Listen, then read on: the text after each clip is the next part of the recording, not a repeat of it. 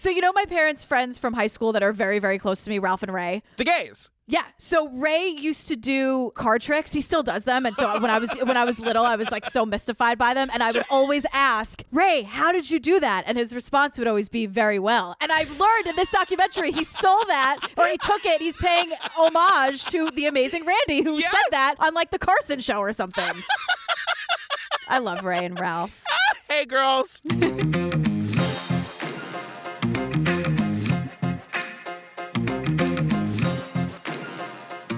You guys, before we get to the episode, just a reminder, we are knee-deep in the Vow, girl. If you're looking for more of Jillian and me, find us on the Patreon. What a journey, because I went from hating NXIVM to also hating The Vow and taking issue with HBO. So it's real. It's a real roller coaster, for sure. Yeah, you were really into it. I really like it. It's 9 eps, you guys. We're going to get there. I was like, God, not since the 29 episodes of Making a Murderer we did have we been on a thing for so long. I know. It's true. It's our second longest, but Making a Murderer will always be number one. You can also find ad-free versions of these episodes. We've got after parties and ringtones and coronavirus check-ins, and it's just a whole party. Yeah, sometimes we send you stuff in the mail, like my mom has a Fuck the 70s magnet now, which is a thing that happens. That came from my living room to your mother's living room. There you go. She loves it. Also, you guys, just a reminder, every Thursday between now and Christmas, we are adding an extra Thursday episode covering Netflix's incredible Unsolved Mysteries, episodes 1 through 12, straight in order. Girl, you having fun? I'm having so much fun. I also really love the tweets of people saying, are you gonna, like, you should do season 2. Girl, we're doing all of it. All 12 eps in a row, and you do nothing. It's just going to be on your podcast feed. This is not for the Pates. This is just for you. No, we timed it so that it would all happen in a row. I'm like, you guys, why do you think we waited till October? Yeah. I mean, it is the most wonderful time of the year from October through December. But still, our gift to you, as I always say.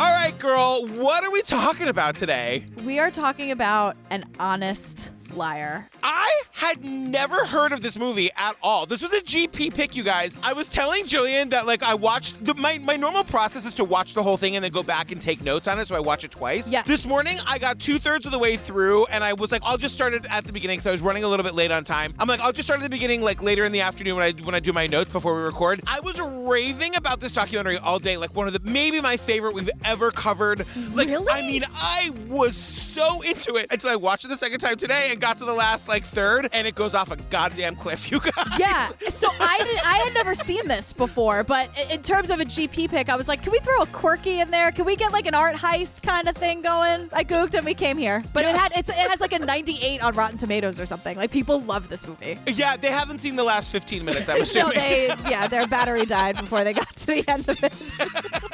If I thought that any of this would be used, I would abandon the film entirely. Gentlemen, I'm the Amazing Randi. The Amazing Randi. The Amazing Randi. A conjurer, prestidigitator, liar, cheat, and fake. The life of Harry Houdini reads very similar to the life of James Randi. If you're going to get your head cut off, you go to the best guy. Amazing Randi was the best guy. Randi, you've been going around the country trying to debunk those who say that it's psychic power. I can't think of that technical term. Oh, yes, bull. What I do is bending or breaking objects. Uri Geller fooled the pants off them. It was astonishing. Bend. Look. Can you do the spoon bending trick? Does Dolly Parton sleep on her back? Do you know how many times Randi tried to ruin my career? No matter how smart or well-educated you are, you can be deceived. So this thing opens in this really great way where we see this old man who's kind of like giving a monologue, walking into like what can only be described as like a library on Diagon Alley. You know what I mean? Yes. Nice reference. Like a very magic-y, old-timey. He literally at one point like taps his cane on the floor and like a bookshelf moves over so he can go into his secret room. Absolutely. He is such a character, and you're instantly like, all right, I'm in. And so he just starts by saying like, It's okay to fool people as long as you're doing that to teach them a lesson which will better their knowledge of how the real world works. No matter how smart or well-educated you are, you can be deceived. Yeah, we find out out that this guy, his name, he goes by the Amazing Randi with an I. Randy with an I, everybody. Because his name is James Randi. R-A-N-D-I is his last name. So then he's the Amazing Randi. As the opening credits are happening, we see this like old footage of him like doing a trick on like an old-timey TV show. This is one of my favorite opening credit sequences I have ever seen in my life. It's from like the 40s or the 50s. He's getting out of a straitjacket while hanging from his feet, and this orchestra plays, and like in walks Miss Joyce Hobbs singing "You've Got the Magic Touch" or whatever, and he's getting himself free. The footage is unreal. It is unreal that we get to see this. It is so 40s. I'm obsessed. I know. It casts a spell, it rings a bell, the magic touch. So now, suddenly, the opposite of like this cool vintagey 1940s thing, we're in Fort Lauderdale, Florida in July 2011. Listen, I gotta say, Florida is on her best behavior in this episode. Like, Florida really doesn't do anything all that bad. Well, she's great because really we're at this diner that Randy loves. He really needs his coffee. And he just starts telling us like he has these like all these issues with psychics. See, I've always had my battle with the psychics, the so-called, and I use that word in quotations all the time. Remember that. I gotta tell you, we're sitting in a booth with him at this diner, and like having worked with the public for a very long time, when somebody that old comes in, it's gonna go one of two ways. They're either gonna be the worst, or they're gonna be him, and he is totally amazing, and he's wonderful. He does that thing when he like goes to leave the diner, he stops in front of the cake. Like the pie thing, yeah, that like revolving thing. He's doing the Wayne's World, like we're not worthy bow. He's like worshiping the pies. I like instantly you're like, okay, so we meet Randy doing that with that cool footage from the 40s or whatever, and then this, and you're like, I like the guy. I know. So I'm gonna hear him out. But we start to see all this old footage of him from like back in the 70s and the 80s. He was on Carson, and we see him on a Bob Barker thing, and it literally looks like he's on the set of The Price is Right. Like pre The Price is Right or something. And he says this really cool thing where he's like, Magicians are the most honest people in the world. They tell you they're going to fool you, and then they do it. so I just love the idea of like using deception for good. Right. And so that's his whole thing. That like his idol was Houdini, and Houdini was a cool magician, but he also was a debunker of like the people who were like, no, I'm psychic. I have real magical powers. And so that's what this guy Randy does too. So he like follows people around the country. Like they go on Carson. The next night he's on Carson saying, this is really how you did it. So he's on Carson debunking this is horrifying, psychic surgeons, where it looks... Have you ever seen this before? I've seen this before, yeah. Where it looks like they're like reaching into someone's stomach and pulling their spleen out and their liver. Like it looks like all they're doing is reaching in. Why you would ever want someone to do this to you, I have no idea. Like why this is something that people are like, ooh, I'm like, get it away from me. You're just going to casually go to like a foreign country and get somebody to reach into your stomach and pull your spleen out. I'm fine. I'm okay. I'm good. We got plenty of bullshit over here. I'm fine. But Randy, the Amazing Randi, goes on Carson and he's like... And believe me, the gimmick is so simple, you can buy it for 75 cents in a magic shop. And he does it, and some poor guy who does not have any problems with his body, like lies on a table. The guy has my body, by the way. He's not ashamed. He lets Randy pull his shirt up and like do this like fake psychic surgery. It is bananas. Oh, no, that doesn't come out. I'm like, Randy, can you just be a little nicer sometimes? Because he's very, even though, like, if I'm not him already, I'm very close to, like, that's my future. Just yelling at everybody, basically, and telling them, like, what is an illusion. But he's like... It's always some tired person in a shack someplace in Idaho or Iowa, someplace like that, who gets picked up by extraterrestrials, and they have their genitals examined in great detail, and they can't wait to get on Oprah to describe it. He's not 100% wrong.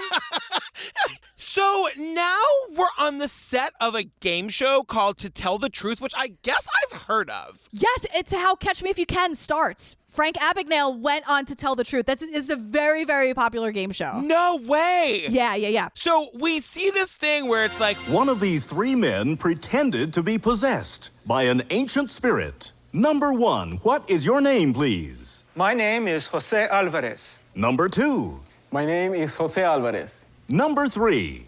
My name is Jose Alvarez. Only one of these people is the real Jose Alvarez and is the only one sworn to tell the truth. We will come back to this, but we meet this guy, Jose Alvarez. And we get this story that this Jose Alvarez and Randy are very close. We don't know the relationship yet. But like, Randy tells us the story about basically being a creepy old man, like picking up this young kid at a library. And I keep waiting for that to be like, no, that's not what happened, you guys. That's totally what happened. I first met Jose Alvarez in the Fort Lauderdale Public Library. I offered to explain something about one of the photographs he was looking at. I remember we looked at books on telescopes, and I told him I had such a telescope at home, the Questar. We're able to go out at night with a tripod and see the moons of Jupiter and all kinds of good things like that, which is always very exciting to show somebody. Not only is he being like a creepy old guy, like picking up the young hot guy, but he also does this thing which is so annoying. Like, Jose Alvarez is just in a library. He's just reading, minding his own business. And Randy comes over and like offers to explain what he's looking at, which is like so mansplainy and annoying. Has that ever happened to you, girl? Patrick, sweetheart, the amount of times I have been approached against my will, I cannot even. I know. Like, I'm reading it. The book is explaining itself to me. I don't need a human being to do anything. I am sitting here in a library. Yes. Let the book do the work. Right. The women are doing. Let the book do what it's supposed. I'm reading. Get away. I know. The relationship between Jose and Randy is very, very sweet. I just got very excited, and I said, I need to be with him more. But like, there is a thing. I mean, it's like in all sexual orientations, I'm sure this is a real thing, but like old men sort of picking up like young hot boys, and this guy was of age. It really wasn't creepy, but like this was the beginning of me being like, Randy, I really like you. We're not going to find out that you're garbage, right? We're not going to find out that you've got like 10 computers full of kitty porn at home or anything. Like that's not going to be a thing. We've been burned so many times before, Randy.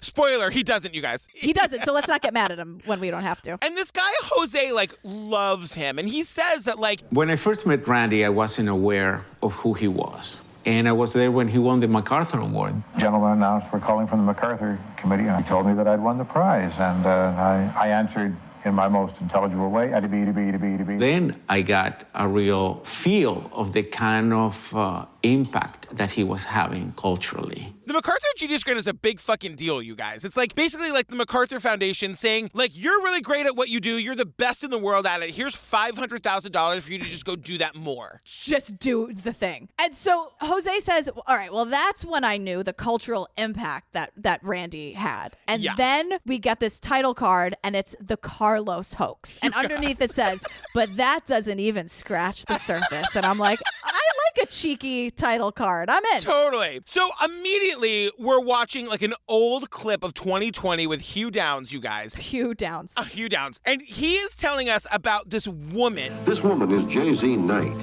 She's also the one they call Ramtha, a mystical male spirit 35,000 years old who claims to be divine. This woman basically is claiming that she is possessed or can be possessed by a spirit of a 30,000-year-old divine figure. Male. Exactly. And so apparently this was a thing. These people were called like channelers. And in the 80s, apparently they were just running wild in the United States. Yeah. And Hugh Downs is like, this 35,000-year-old spirit who claims to be divine. And I'm like, Hugh, if he really is 35,000 years old, he is divine. Right. If it's true, it's pretty cool. I want it to be this 35,000-year-old spirit who claims to be divine from the John Waters movie. Divine. Yeah, like divine. Like the divine we know. And so Randy is here talking shit about all these channelers because he's like, they talk in weird voices and charge tons of money for it. And then there's a montage of people doing exactly that. God bless you, Dr. People. All right, I'll say, how are you this day of your time as you create time to exist? And like the context of it is like it's coming out of this basic white woman. Right. And speaking of basic white women, Barbara Walters is here to tell us that this is called the New Age movement. You know what, Barbara? We'll get back to you later. Barbara, sweetheart. I've had it with Barbara. Well, she really gets her comeuppance as far as Randy's concerned in this a little bit. She really does. She gets her heart broken. He shatters her heart into 1,000 pieces.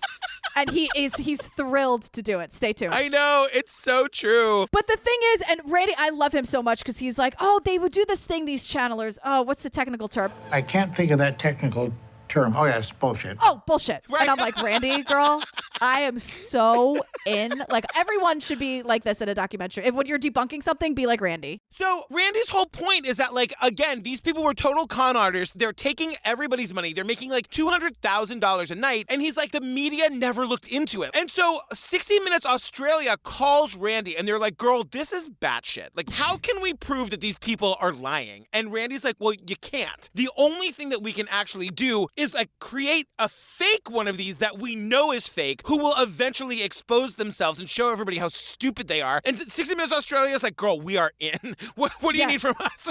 Once again, Australia is doing everything right. Exactly. Once again, Australia is just like, yep. Yeah. Good on you, Australia. Keep it up. Loving you from afar. Wish I was there. So Randy comes up with this idea. It's called the Carlos hoax. So he's going to take his like young, cute boyfriend, Jose, and fake turn him into one of these channelers and take him to Australia and just drag him around and just see if everybody falls for it. His name is Carlos, and you've probably seen him on television or mentioned in the press. Carlos is involved in the mystical field of channeling. Carlos, if you believe him, is a spiritual messenger who occupies the body of this 19-year-old Puerto Rican artist, Jose Alvarez. They do this brilliant thing where they create a fake press kit for him, and it's full of like newspaper clippings of newspapers that don't exist. Right, like pull quotes, references, like all this stuff. Talking about theaters that don't, like saying that he's like sold out this like 7,000 seat theater that doesn't exist. Right, and in the context of this press kit, people like Barbara Walters put this on 2020, and then people sitting at home with their TV dinners think, oh my God, if Barbara Walters is telling me about it, it must be true. Right. I just want to say one thing where I'm like, how are they supposed to corroborate this without the internet, right? And Randy's like, no one in the media bothered to check up on one of these details.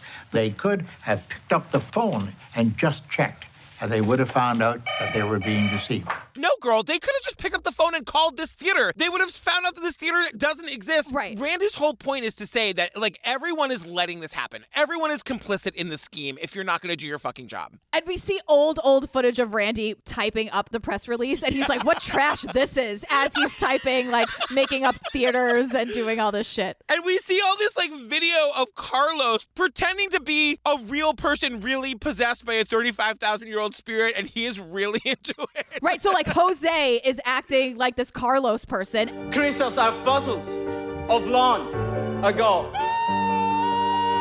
It will be astronomical in nature. And he's selling out appearances. He has disciples. There are people saying like, I know he's definitely psychic. There's something that I can feel coming from him. I thought it was great. Very sincere, I thought. Do you believe him? Yeah, I do. Oh, these poor Australians. You guys, he sells out the Sydney Opera House. They say they're in Australia for 60 hours. They've made 8 major TV appearances, headlines in national papers, and now they're selling out the Sydney Opera House. And these poor interviewees who are just like, yeah, I could really feel him. And you're like, I will spare you my terrible Australian accent, but I just felt so bad for these people. Well, because they're sitting there thinking, this is Australia. We're great. We make good decisions. There's no way Australia would let us be duped by this. We're not America. Right. We're not those idiots. We're Australians, goddammit. So they feel like, well, why wouldn't they trust Carlos, Jose, and Randy and all this stuff? So then they were like, on 60 Minutes Australia is like, gotcha, and they reveal that it was all fake. The most basic fact about Carlos was that he simply doesn't exist. That's the real teaching of Carlos. And then Randy's like, Though I had just a year or so before this Australian event actually met Jose Alvarez, I was very pleased at what it did for our relationship because it really cemented it pretty well. We decided after that we sort of belonged together. It's very sweet. And so now we get his backstory. And this guy's full name is Randall James Hamilton Zwinge. Yep. Something like that. And he's born in Toronto in 1928. And so he's saying to us, he's like, I recognized, I guess at a very early age, that my feelings were different from those around me. And it was pretty evident to me that that was heavily frowned upon. I perhaps felt like a bit of an outsider. They trot out the gayest picture I've ever seen of like a 5-year-old. He's like sitting with his mother and he's like got his elbow up and his foot back and his head towards the sky. And I was like, oh my God, girl. Well, then it's just like he tells this story about how his dad like didn't have any conversations with him. And I'm like, that dad sucks. But he basically says like he was a very, very smart, self-taught kid where he was free to wander around Toronto because he was so smart that the school only let him show up for tests, but he could do all the work himself at home. That doesn't seem like a good school system, Toronto. I hope the rules have changed since 1928. Yeah. So then like at one day where like everyone else, all those suckers are in the classroom and he's just like living life on the streets and getting his education his own way. He walks by and he like finds this casino theater on Queen Street and he sees this famous Harry Blackstone and he sees him do magic and sleight of hand stuff and he goes, this is it. That was wonderful. I was transfixed. How could the man do such a thing? I determined at that moment I was going to become a professional magician.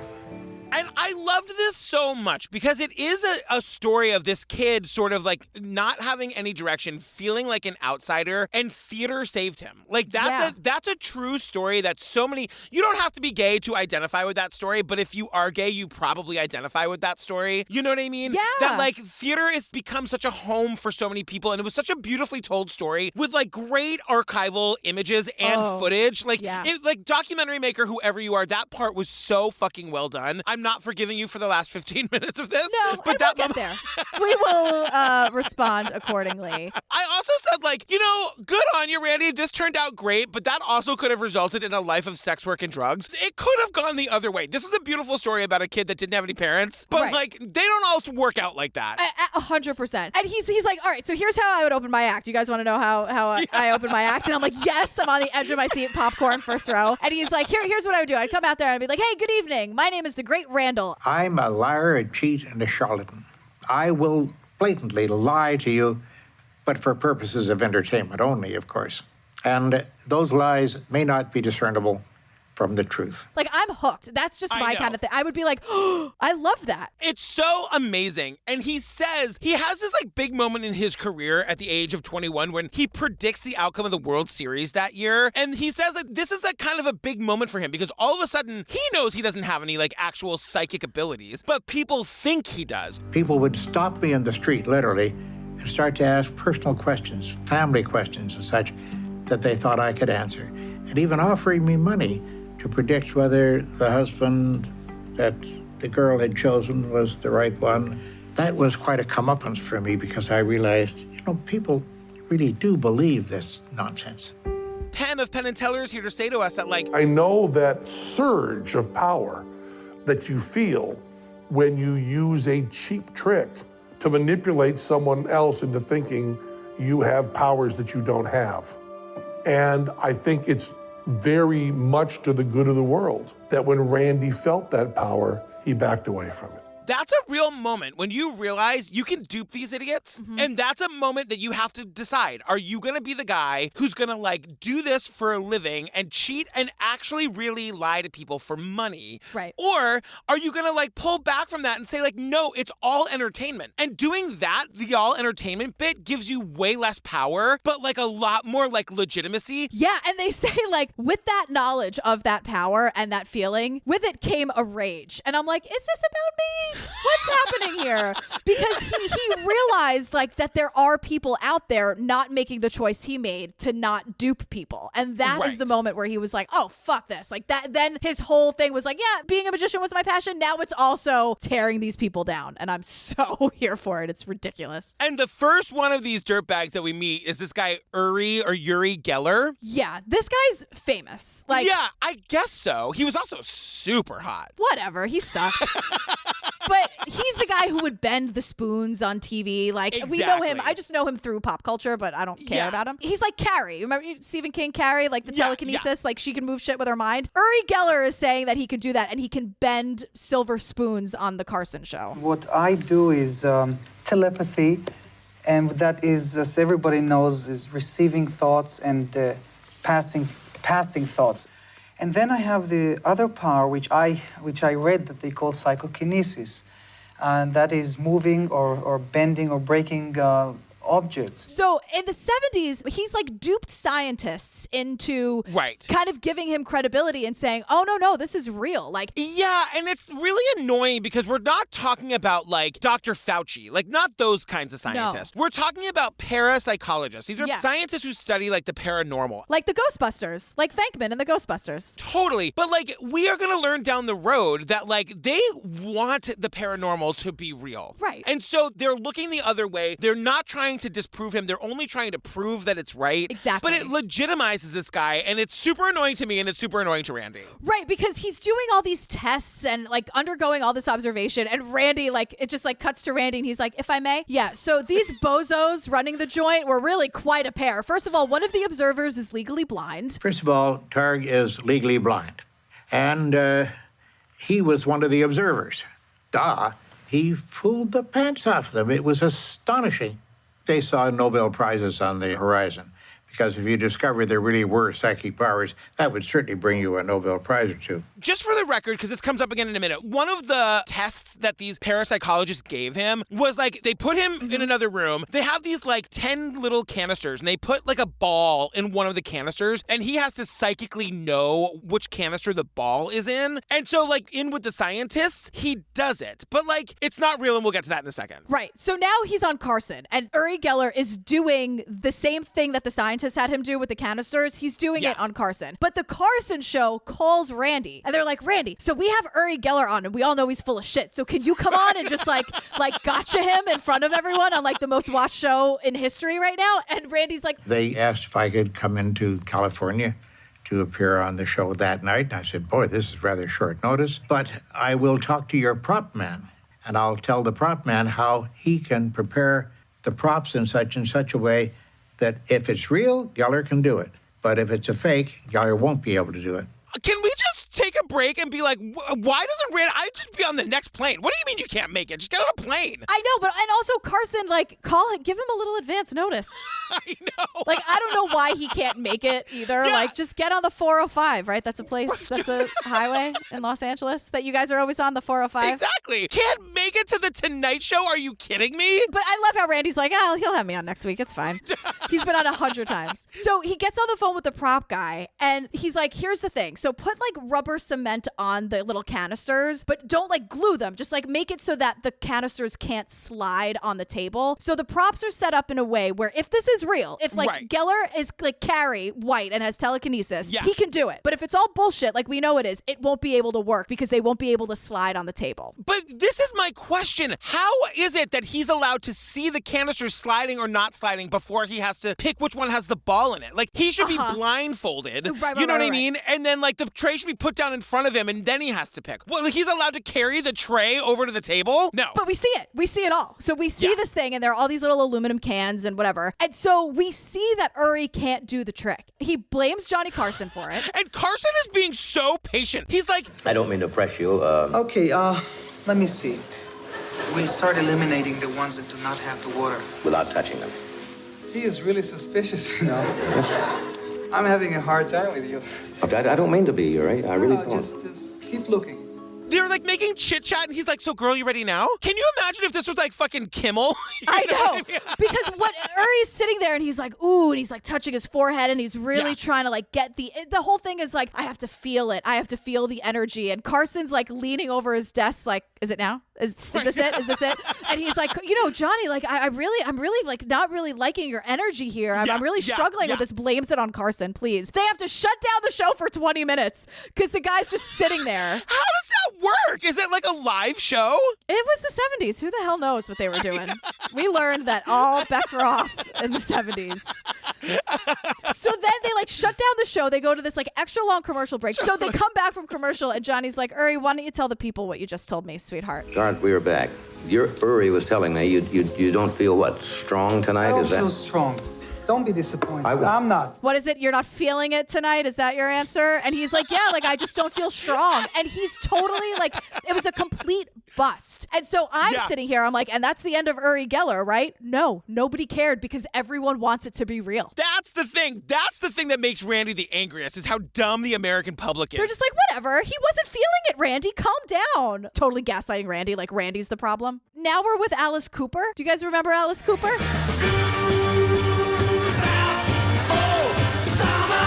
What's his band? Alice Cooper. But he was with a band. Was he Kiss? He was not Kiss. But he was just like Alice Cooper, and then like it was just like the musicians that played with him. But he was just like Cher. Okay. If that helps you. Does that help you? Madonna, Cher. Was he at all like the Indigo Girls? He was. Oh wait, okay. Picture the Indigo Girls. Yeah. The complete opposite of the Indigo Girls. Okay. Alice Cooper. But like Alice Cooper is saying, like he's making this music and he wants to take it to the next level and he wants to incorporate illusions. Let's use illusion. If you're going to get your head cut off, it can be scary and funny at the same time, but it's got to be professional. So you go to the best guy, and Amazing Randy was the best guy. Then we see like a music video with Alice Cooper dressed as a toothbrush attacking Randy dressed as the Tooth Fairy. It seems like they were best friends. Right, and it's funny because the Alice Cooper-ness of it all kicks off this whole like Randy being all over pop culture, from Alice Cooper to Happy Days. Now he's with the Fonz. Good afternoon, gentlemen. I'm the Amazing Randy. Hey, the Amazing Randy. Fonzie? Yeah. Thanks a lot. You really saved the day. Are you kidding? Whoa. You guys, Henry Winkler, I forgot what a fox he was. Oh my God. I love Henry Winkler to this day. I know. He's hilarious on Barry. He's the nicest guy. To me, he's up there with Dick Van Dyke, who, you know, my first crush. I'm obsessed with Dick Van Dyke. Were they supposed to be in high school on Happy Days? Because he looks like he's 40. Especially the Fonz. The Fonz was very... Oh, hey. I love the Fonz. Mrs. C, he was the best. So in 1987, he goes on The Tonight Show. The first time I watched this, I was having a heart attack. And the second time I had to skip through it. I could not watch it. I know, because it kind of goes nowhere, but it's just a terrifying story. Right, exactly. And the whole thing is he was brought on to recreate a Houdini trick. I'm going to immerse myself inside the can. My body will displace some of the water. The water will be filled right to the very top, and the lid will be locked on. And I was going to do the milk can. Where basically he puts himself in like this big can of water. Yeah. And then he gets padlocked inside it. And it's real, you guys. Like the water is real. Yeah. I kept thinking it was going to be like an illusion. No, he's in there. Yeah. And we see it. And he's telling the story of as soon as they put the lid on the thing and padlocked it. I couldn't get out of the milk can. Something had jammed, and I heard a crackling noise. It turned out there was a couple of my vertebrae that had been chipped. And the pain was rather considerable, to say the least. He felt the vertebrae in his back break. And I just don't. And he's got to get out. No one's going to rescue him. Right. And then he's like, I realized if I panicked, I'd die, so I didn't panic. And I'm like, what kind of train of thought is that? What is that like? That's like the best magic trick he has, where it's like, I might die. I know I can't panic. And then he doesn't panic. The minute you tell someone not to panic, that's when they start panicking. Randy, how do you do it? And we are watching the clock ticking down. Like, he's in there for like 45 fucking seconds. And he's not even trying to get out because he can't. Because he's in such excruciating pain. And he's telling us the story now. He's like... Finally, I heard the noises that they were undoing the padlocks. And I roared up out of the water, and there I was. I had been saved. It was a close call. I have to imagine, so I can start breathing, because I feel the water coming up. I know. I Same. have to It's imagine in my that they have their own ticking clock. And he says, this is not going to happen because I'm the Amazing Randy and I'm going to get out of this. But when the clock strikes like a minute and a half, can you just let me out just for safety? I mean, I can't hold my breath for 30 seconds. I can't even imagine it. At all. There's got to be some kind of safety protocol so that they don't just leave the guy drowning in a fucking metal tank, right? There's no escape hatch for him. Like, this is it. It is banana pants. And then they wheel him out at the end of the show on a stretcher. Like, he's like, bye, like during the SNL goodnights where it's like, hey, thanks so much. I want to thank Alice Cooper for being here and the Amazing Randy. Thanks so much. And he's just like, bye. And he decides it's time to retire. Like, that was the last trick. It wasn't a great blow to me. And I was at the point where I thought that maybe it was time to get out of this business. I think it gave him the opportunity to focus full time on what he regarded as the bigger, better targets. Yeah, maybe it was time to get out of the biz. And so we meet this guy, Jamie Ian Swiss, and I kind of love this magician. He's a magician and an author. He's like a cool, very hip guy. And he's like, one day we were just hanging out, doing magician stuff, sleight of hand, couple card tricks here and there, putting a cigarette through a quarter, the usual. Nerd alert. I'm like, I would be transfixed. So one day Randy turns to him and he's like, you know what? I remember him saying to me, there comes a point you just don't want to see a little old guy getting out of a can. I don't know if we physically described him, you guys. He is like 3.5 feet tall. He's teeny tiny. He's got a Santa Claus beard. He's like just this tiny little elf of a human being. Yeah. And he's totally right. Like, there's something about watching David Blaine sit in an ice cube for 7 days that is like sexy in a way that watching this tiny little You're into it all? Really? God damn it. I'll tell you a story. David Blaine used to come into this restaurant that I worked at down in the Village. It was called Moomba. It used to be cool. Oh, wow. Remember Moomba? Yeah. One day, David Blaine was standing at the host desk talking to the host, and he levitated. He levitated like a solid foot off the ground. Get out of here. I witnessed it with my own fucking eyes. Get out of here. I'm serious. I'm sure that it was like a trick. We all knew him. He was very nice, and he would do shit like that just to like make us all scream, and we all did. Oh, we loved it. It was all for the attention. But there's a part of me for some reason I feel like we're on a college show. I want to be like, David, give us a call and explain how you did it. I want him to call in live right now. I don't know why I feel that way. I think all the egg crates, I feel like I'm in a radio studio from back in my old radio days. But so anyway, he's like, he's 55. He's like, I've had it. Yeah. I'm doing my last straitjacket escape. From now on, all I'm going to do is debunk these scammers because I am mad. And now, everyone, it's time to pull over. You know it. What time is it? How far are we? Pull over, turn the car off. Do not operate heavy machinery during this. Whatever town you're in by a goddamn house, it's going to be a while. You want to know why? Because we're at the goddamn Faith Healers, okay? The more I talk about this, the more I'm like, Randy and I, very similar. I know. I have no time for this shit. I think all these people should be arrested. I think it should be illegal. I think they should be destroyed. Let's destroy Peter Popoff like Randy did. Totally. This fucking guy. It's the 80s, too, by the way. Like, I was alive for the 1986. I was in 4th grade. Like, I vaguely remember this faith healer bullshit. Randy's like, I did a lot of investigation. I visited a lot of these tent shows, as we called them, and we didn't see any evidence of healing taking place whatsoever. But I was particularly obsessed with Peter Popoff. Because you see this guy, like, he's doing this faith healer shit to crowds of, like, thousands. He's, like, in stadiums and shit. Like, this guy is getting rich. You've got cancer of the stomach? Are you ready for God to burn that cancer out? If you've got pills, as an act of faith, I want you just to throw them out the aisles. Those of you up in the balcony, just throw them over the side. Amen? Throw them. So these people come and they have tumors or cancer or like really bad things happening to them. Scary stuff that you should go to, I don't know, like a doctor about. And so Peter is screaming at them, shoving them to the floor by their faces, like having God have the tumor explode and suddenly you don't have cancer anymore. He's convincing people not to go to the doctor and not to take their medicine. This should be illegal. I'm fucking done. Also, like, old ladies. Like, he's manhandling these old women. He's like bashing them on the head with his hands and pushing them to the ground. How is this helpful to anybody? Like, when you leave the faith healing session unable to walk because the pastor threw you to the floor and you're 80. Like, first you had a knee issue, now you have a shoulder issue too because the guy fucking threw. Can't God heal the tumor in a quieter way? I know. One of the things he'd do, he'd be like, John 3784 Archwood Road. God is burning those blood clots out of his veins, out of his arteries. There it is. John Thomas, is that you over at 1313 Mockingbird Lane? You have blood clots, right? God is burning them right now. And I'm like, okay.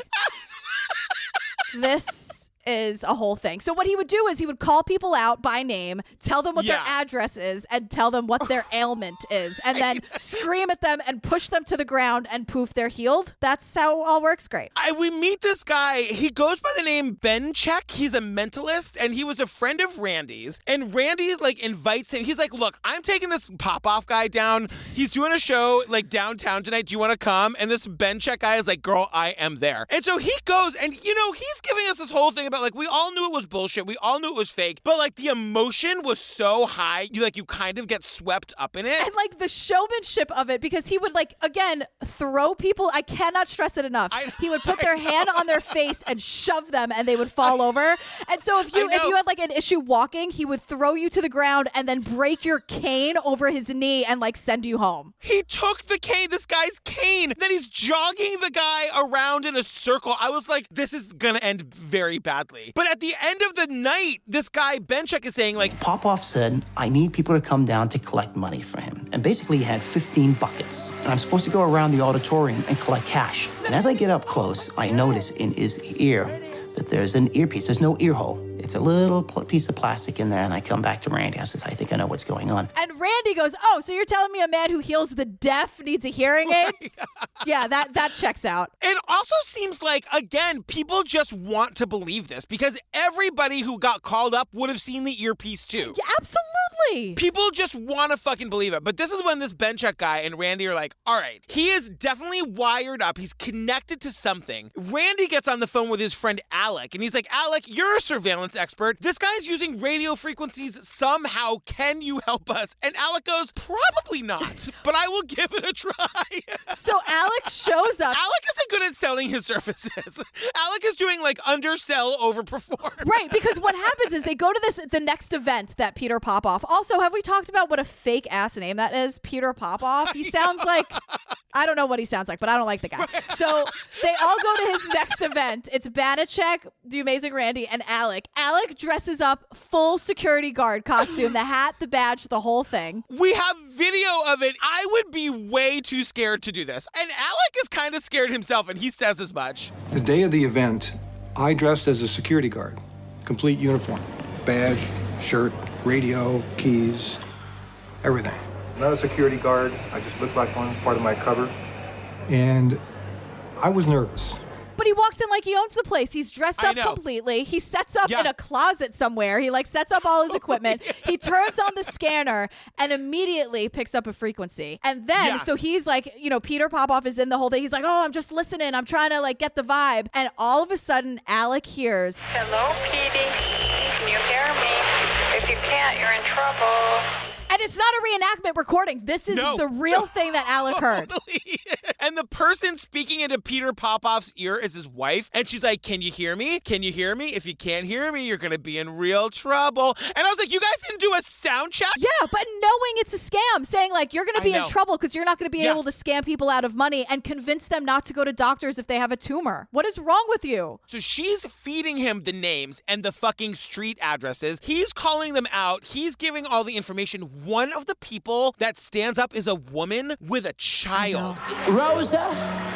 Come here. Is it come here? You've been taking a lot of medication? She's there with her son, Kipper, and he has a lump in his chest. Wait just a minute. Who's Kipper? He's got a lump in his chest.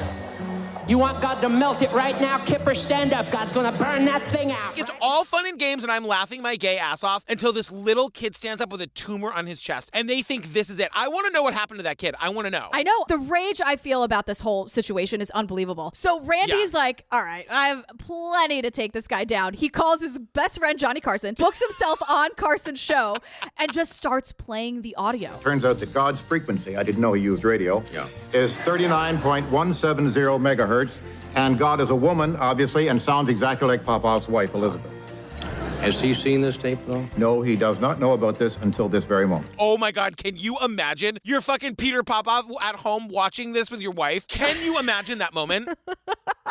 The one other appearance that he does, you guys, Barbara Walters is 7,000 years old. She had a talk show at the time. I don't know what it was, but Uri Geller is on it, and he bends her key, like her house key. Right. She was really taken by it. So Amazing Randi goes on. Barbara straight up is like, I don't believe you. I believe him. Uri Geller took it. He went like this with it, with his finger. That's all. No pressure.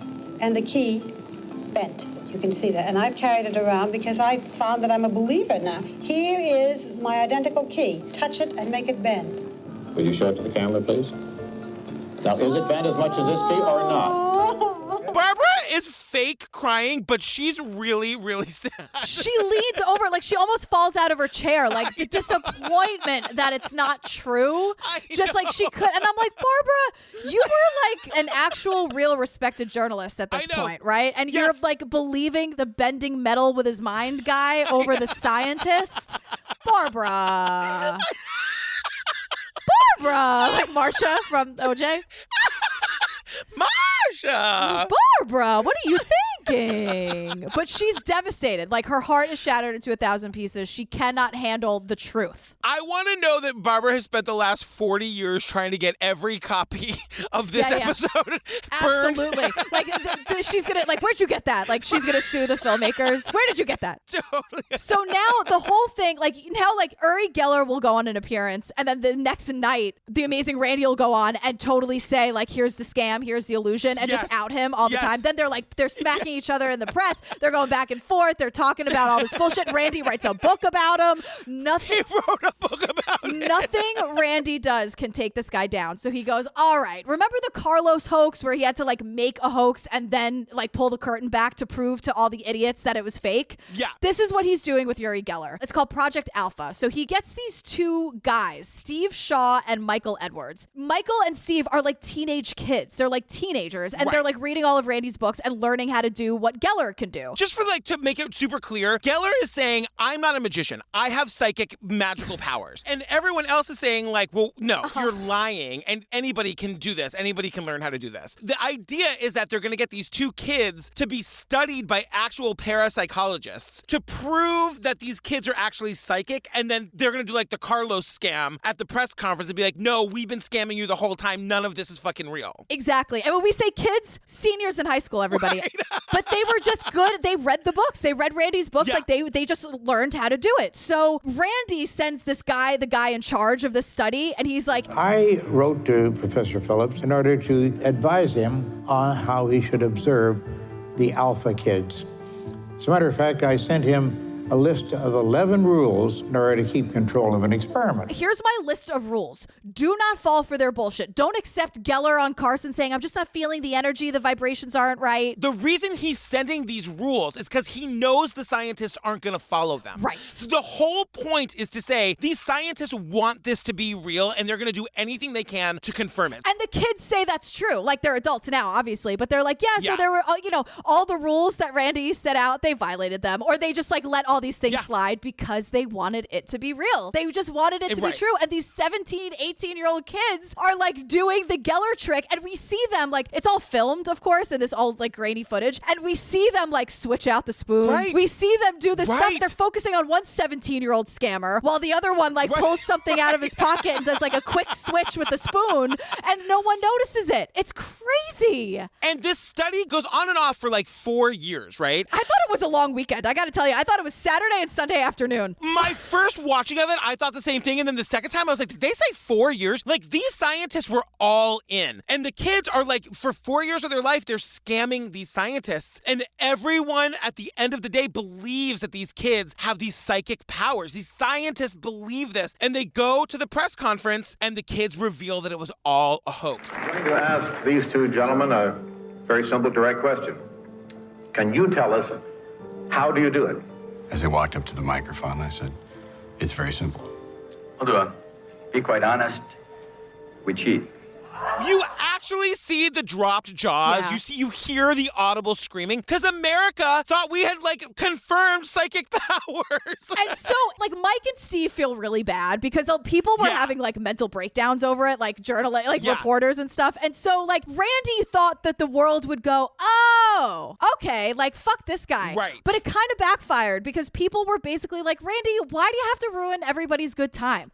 Like, we kind of want to be scammed by this. We kind of want to believe it. And then people are coming for Randi now for like ruining the illusion. He's on a talk show where the talk show host is so mad. No, you say Uri Geller's a fake. No, you came here and you're giving everybody a lot of lip service. And you haven't done anything. We're going for a commercial break and you can piss off. He rips his microphone out of the wall. He's like over it. And people are just mad at the guy telling the truth. Because his whole point is that I'm not saying psychic abilities don't exist. I'm not saying the paranormal isn't real. I'm saying that these people are keeping us from finding out if it's real. You know, these fakers are keeping us from it. So let's debunk the nonsense and then go figure it out. Right, but that's not fun, Patrick, says everyone else. That's annoying. That's like a whole lot of work and a lot of thinking. And I just want to see Geller bend those spoons. So you guys, we're at the last 15 minutes that I've been screaming about for like the last 2 hours. And basically what happens is that like all of this debunking has been happening and Randy's been traveling the world and he and Jose, his like loving partner, are home. I was here in the house and I looked at the window and I saw a uniformed officer outside. They were all over the place. U.S. Marshals and FBI personnel as well, circling around, trying to prevent anyone from escaping. And I was like, well, now we're going to find out about the kitty porn. Now we're going to find out that he's a dirtbag and there's kitty porn. But that's not what happens, you guys. No, what happens is that Jose, who now his name is in air quotes because that's not his name, he's arrested for identity theft and passport fraud. So he's accused of living under a false identity for the past 25 years. And like, it's really dramatic. He is arrested on the spot. He's dragged out. We see his mugshot. I mean, his mugshot looks like they beat him within an inch of his life. They probably didn't, but he just looks scared out of his mind. And then, you know, next thing you know, we get an interview with Jose, who's like posted bail or whatever. You know, this whole movie is about authenticity and honesty. And Jose is here to sit down and say, yeah, it's true. For the last 25 years, everybody have known me as Jose Alvarez. But in reality, my real name is David Orangel Peña Arteaga. And in Venezuela, to be gay is the most despicable thing that you can be. I'm probably going to start shaking and crying. Like, this shit makes me so fucking mad. We learned that when he was like a young kid, he was born in Venezuela. He grew up in Caracas. I know people from Caracas, you know, like I know these stories are true. And he said that like being gay there, and I'm not speaking for now, I'm just speaking for when Jose was growing up there, that like being gay was the worst thing you could be. You could never come out. You could never be honest. Anybody would rat you out. Your lover, your best friend, your parents would rat you out. He tells this insane story of going to a party. When I was 16 years old, I was at a party. Three guys came and grabbed me from behind, and one of them put the gun to my head and started just yelling all kinds of things, the little and so on and so on. I said, I have to get out of here or I will be killed. So he escapes this country for his life. And he says that like he came on like an art scholarship or whatever. He came to study art, but like anybody from any foreign country, you know, unless you're on the path to citizenship or you're applying for asylum, which is what he should have done, but didn't know and didn't have any guidance and nobody to ask. Like the time that he could legally be in the country was up, and he either had to go back to his country where he probably would have been killed eventually, or he meets some guy who offers to like sell him an identity. And in Jose's telling, he says, they told me that this person was deceased and that this name didn't belong to anyone. So I wrestled with that situation for quite a while, whether to go ahead with this, but I just didn't have any choice. And for 25 years, he lives under this name, Jose Alvarez, which is not his real name. And so this is what happened. Like 25 years later, the real Jose Alvarez, who isn't dead, the guy who sold him the identity, lied to him. So the real Jose Alvarez applied for a passport. And that was when the government was like, wait, there's already a Jose Alvarez with this social security number with a passport. Right. They track him down and now he's in big fucking trouble. Well, they also don't explain that very well because it sounds like someone named Jose Alvarez tried to get a passport. And I'm like, that's not an uncommon name. Like, why did it take 25 years for this to happen? Like, they don't mention the social security number. Like, you did a great job, girl, I gotta say. But they don't make that very clear here at all. Yeah, and then we get this interview with Randy where he's having a conversation with the producer. And this, again, was where I was like, is any of this real? I know. Because, like, this felt very scripted. But, like, the producer is saying, like, I want to talk to you about this. If I don't have to say, yes, I knew that he had a false identity and he perpetrated it on the American nation, I don't want to say that. Now, none of this must be used. I mean, really, If I thought that any of this would be used, I would abandon the film entirely.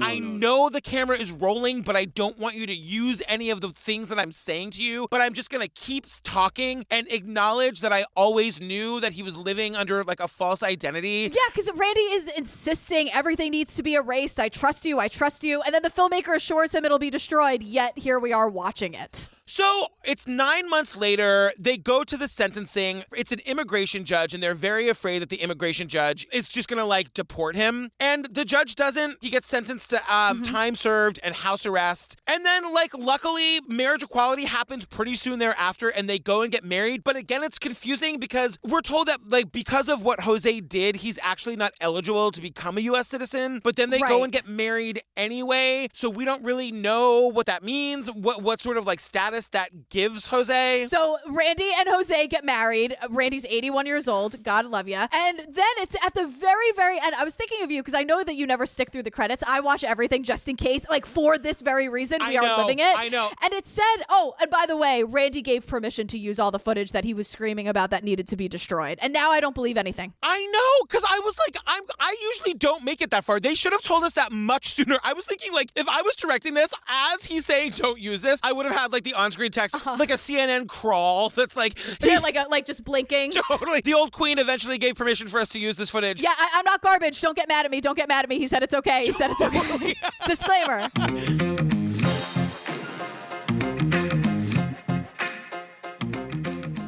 Girl, we thought this episode was over, but we're jumping in with some breaking news. Yeah, we just heard that the amazing James Randi has passed away. He died at 92. Yeah, he died on October 20th, which is after we recorded this episode. And we sort of just found out this morning. Yeah, and the James Randi Educational Institute wrote a very, very short post that said he had an amazing life. We will miss him. And yeah, he died due to age-related causes. He lived a very, very long, very productive and fascinating life. We love him, and you know, to the end, Jose was with him and his husband, and he's survived by Jose and a sister and a brother. And you know, this isn't a sad ending. Like, he died like a happy, wealthy, loved old man. Yeah, and you know what I'm gonna do in memoriam? What? I'm gonna go YouTube the time he went on Carson to play the Peter Popoff footage. I'm gonna YouTube the whole interview in honor of you, Amazing Randi.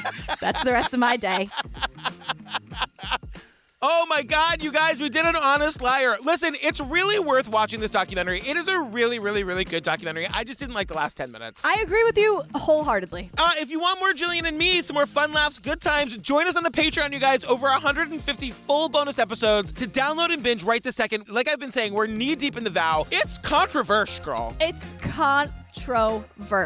Let me to put it lightly. And nothing about the vow is light or fun at all, but here we are. It's crazy, but it's also I'll Be Gone in the Dark and Tiger King, Don't F with Cats, Fear City, about the mob, that was fun. All like Serial, Making a Murderer, The Staircase, The Jinx, Lorena. It is every series you've ever wanted us to cover, right there on Lady Pates. And we're gonna do this again, like you always say, like 50 years after we're dead. So whatever comes up, we're doing it all. We're doing all the series. We got you covered. We're doing them. Don't forget Thursday, you guys. You're getting another episode in your regular feed this week. We're covering whatever episode it is of Unsolved Mysteries. Whatever episode it is, it's awesome. They're all fucking great. Yeah, we're doing all of them. We're doing all the long-term series, and we're doing all the Unsolved Mysteries. So here you go. Don't worry about it. We got you. Girl, what are we doing next, you know? We are doing Son of Sam, Hunt for a Killer. Ooh! I haven't watched it yet, but I have a story about Son of Sam, so I'll save it for that up. Oh my God. The only thing I know about Son of Sam was that Spike Lee movie Summer of Sam with Adrian Brody, my boyfriend. Well, my parents lived through the Summer of Sam, so story time. Yep. All right, you guys, stay tuned for the trailer for that and our hilarious and fun outtakes. TM. Yeah, and go watch An Honest Liar and cut it off 15 minutes before it ends. Totally. You'll like it. We love you guys. We love you. Bye. Bye. Go out and kill, commands Father Sam. I am here on Earth to create havoc and terror.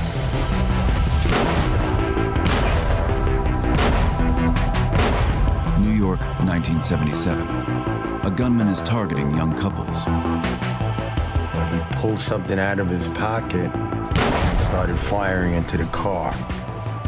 And I was yelling out for help, and then I collapsed over the roof of the car.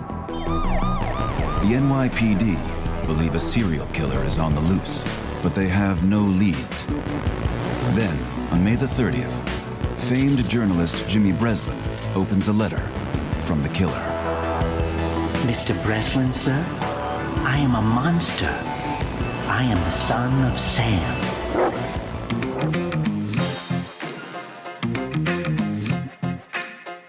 This guy, Ray, sounds like a real sweetheart. Like, I gotta meet this guy. The best. Like, he was my tutor for years, and so basically to like trick me into learning stuff, like out would come the cards, and he still to this day like will teach Mike and I really cool card tricks that have stories, and suddenly like all the jacks are in one place and all the queens are in one place. It's like I'm obsessed with it. It's so great. This guy has definite like Larry Kramer vibes. You know what I mean? He's very. And I'm like, Larry Kramer. what did Idaho ever do to you, girl? Like. If you're listening in Idaho, we love you. So Randy's like, get me on the phone with the prop guy. And the prop... Ooh. What just happened? Oh my God. My egg crate just fell on me, my little cocoon. That was terrifying to watch in real That's a time. fun outtake. Good thing this thing is soft. God damn it. It just gave me the heebie-jeebies, girl. Yeah, I didn't like it either.